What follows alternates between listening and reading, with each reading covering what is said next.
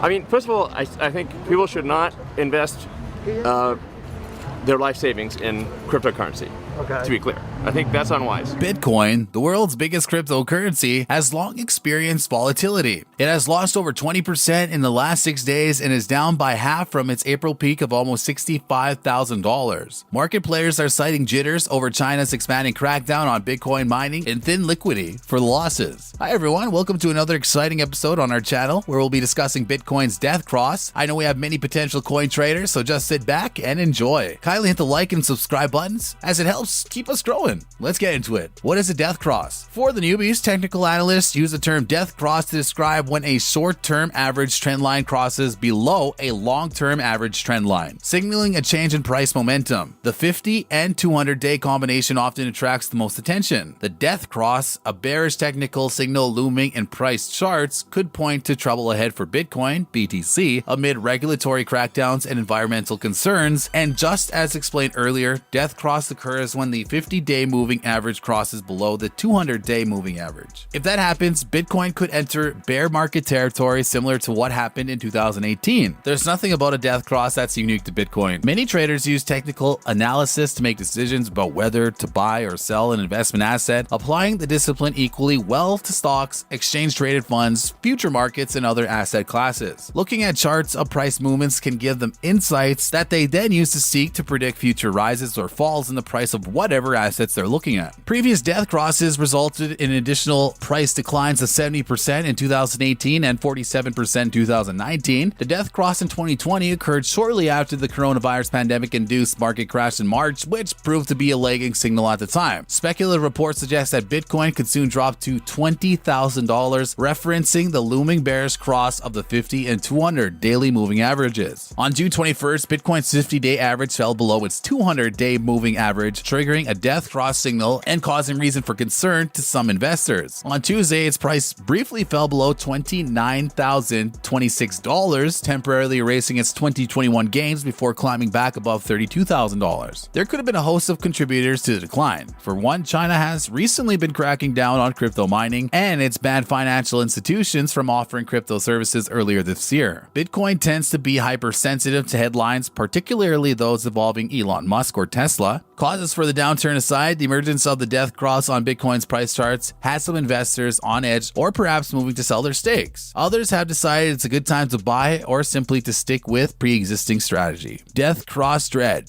Death crosses reflect a significant decline in stock or market prices and have in some cases pointed to further downturns. Death crosses have previously signaled bearish behavior across the broader markets. Think of the previous ones that occurred in 1929, 1938, 1974, and 2008. For Bitcoin, this isn't the first run-in with the death cross signal, as it had previously experienced a severe drawdown in March 2020, but by the time the death cross signal emerged on the coin's price charts, Bitcoin had already moved past its lows. The price rallied shortly after that. Bitcoin's most substantial death cross was in the wake of the 2017-2018 crash. That was when Bitcoin dropped around 60% between December and February. The death cross occurred on March 30th, 2018, but lows had already been reached. Bitcoin rallied over the next month. By definition, the death cross is an indicator of what has already happened. It isn't always an accurate signal for bearish movements still ahead. Periods of decline can also be followed by intense gains or even a golden cross. The death cross may be regarded as a reliable indicator for impending low prices, but it's not a perfect one. Many crypto investors are used to market swings, and some see a downturn like this as a good opportunity to increase their long-term positions. And that brings us to the big question: is the death cross infallible? No technical analysis indicator is perfect, including the death cross in isolation. Most chartists use a combination of studies to derive directional signals. For example, the last death cross on the Bitcoin chart occurred in March 2020 after the cryptocurrency had plunged nearly 60% over 6 days and just before it started a historic rally of more than 1,000% over the next year. Why does a death cross work? The death cross indicator has been reliable in both the stock and crypto markets. It predicted 4 major crypto crashes as well as the 1974 and 2008 stock market collapses when a bull market ends, short-term momentum indicated by the 50-day moving average line, or 50 MA, starts to slow down. The death cross describes a cross between the MA50 and MA200, where the shorter ones, the 50-day, cross below 200-day. Long-term moving averages are able to provide a robust trend, a line of best fit, so to speak, creating an idea of baseline demand. In bullish markets, momentum moves higher with time, so on shorter time frames like the 50 MA, the market tends to overshoot the long-term mean. Short-term moving averages falling below long-term ones, especially on high volume, indicate that demand and interest is drying up and is often followed by a huge drop or a prolonged bear market. The death crosses reliability in crypto. Being far younger than traditional markets, the cryptocurrency market is not always privy to the same rules. We've seen time and time again that the death cross often deals a hard blow to individual stocks and broad-based indices. Indeed, for the most part, similar trends have been observed in the Bitcoin market. However, the death cross indicator isn't foolproof. 2015's mid-year Bitcoin death cross, although on much lower volume, was actually followed up by a massive bullish run. Death crosses in later years have been more reliably followed up by bearish price action, partially due to more accurate price discovery on higher volume.